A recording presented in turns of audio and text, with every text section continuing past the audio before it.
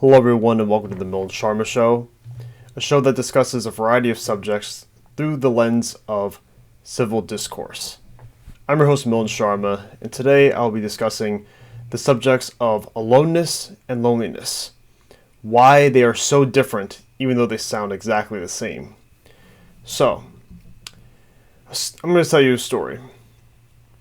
So, a few years ago, probably like around 4 to 5 years ago, I was going through a lot of difficult things in life. Transitioning from high school to college, it was a big transition for me. A lot of things changed. My friend group changed. Joining an athletic team at the university I attended, taking courses toward my major, living on campus. All these things were major adjustments in my life. Something that was very, very new for a lot of people my age at the time, when I was 18 years old. And there was one point where I was feeling very down about a certain circumstance. And I thought to myself, before I continue, I was feeling down about myself for a certain reason. And there was this event on campus going on.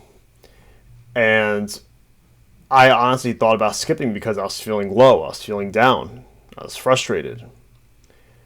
But I decided that in order to elevate my mood, I should go to this event to distract myself from my from my emotions, from my inner conflict, for whatever I was dealing with.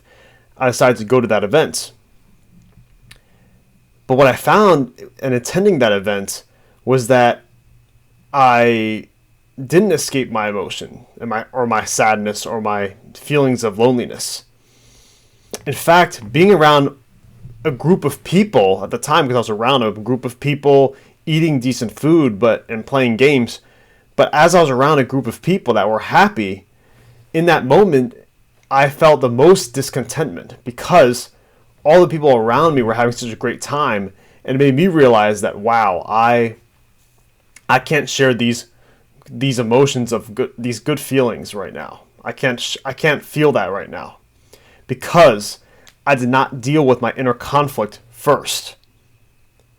I think this is such an important thing for people to realize, is that when you're dealing with something that's very difficult, that you feel very alone in doing, it's very important that you seek help, whether that's whatever that you're looking into. I don't want to prescribe any solution because every situation is very complex and very different. But you should seek guidance and assistance and help to deal with that rather than distracting yourself. That's one of the biggest lessons I learned, because when you're trying to distract yourself, trying to go to like a certain fun events to try to distract yourself from your inner turmoil, what happens is there's short-term contentment, but in the long run, it just puts you down. It puts you in a downward spiral because you feel very unrelatable. You see all these people being very happy, and you think to yourself, wow, all these people are happy and I'm not happy right now. There must be something wrong. Am I the only one that's unhappy? So all these thoughts went through my mind, and I realized that feeling alone, being lonely are so different, because in that moment, when you, through a third person point of view, seeing me with a group of people, of course I'm not lonely. I have peers. I have certain groups, friend groups and peers. There was at least, it's hard to recall because it was a little while ago, but there was at least like 6 to 12 people with my group around me.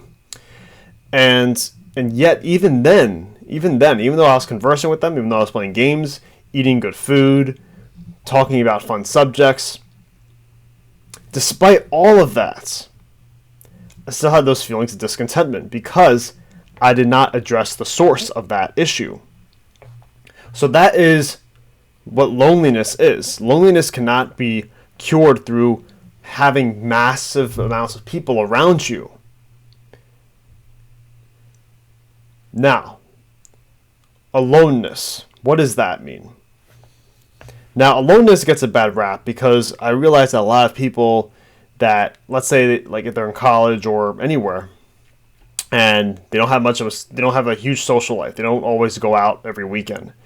A lot of people look down on them, or they think to themselves, wow, that person doesn't have much going for them, or they think to themselves, that person doesn't have any fun, they're miserable, etc. When in reality, all these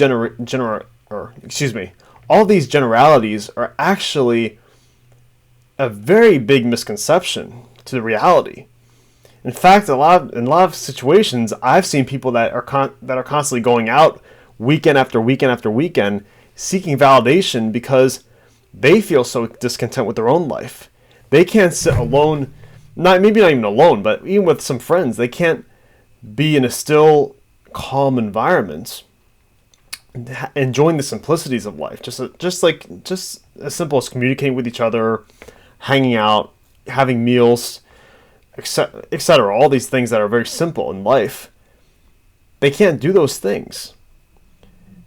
But they need that validation, they need that excitement all the time. And I think that, in my opinion, is actually more unhealthy.